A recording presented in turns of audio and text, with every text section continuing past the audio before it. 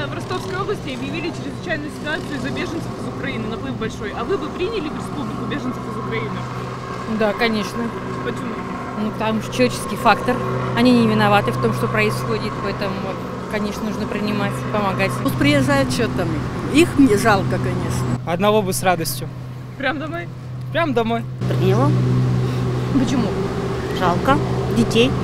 Да, там много есть и родных, и знакомых, так что пусть приезжают на здоровье. Ну, вообще-то надо помогать своим братьям-славянам. Думаю, что да. Наверное, да. Принял бы. Почему? Ну так плохо им там, живут бедные. Вон какая война там творится на Украине, показывают.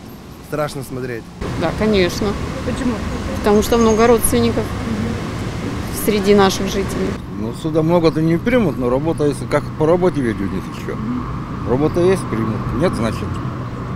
Беженцы, я думаю, что да. Это все равно русские люди. Это наши, все равно наш народ. Мы должны какую-то солидарность, сочувствие все равно должно быть какое-то. Я думаю, что здесь ничего плохого нет. Всегда должны помогать друг другу. Себе домой нет. А вообще в республику, если бы был наплыв? Пусть приезжают. Я думаю, да. Почему? Как почему? Помогать своим всегда надо. Желательно бы принял. Да? Почему? Потому что они то же самое, те же люди, как и мы.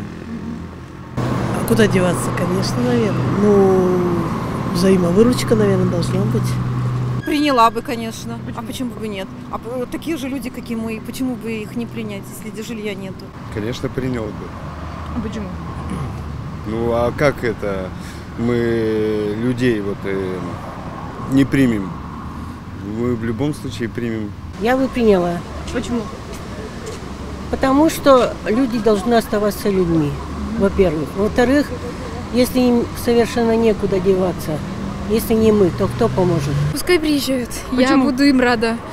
Ну, потому что у меня с Украиной много всяких связей родственных и не очень.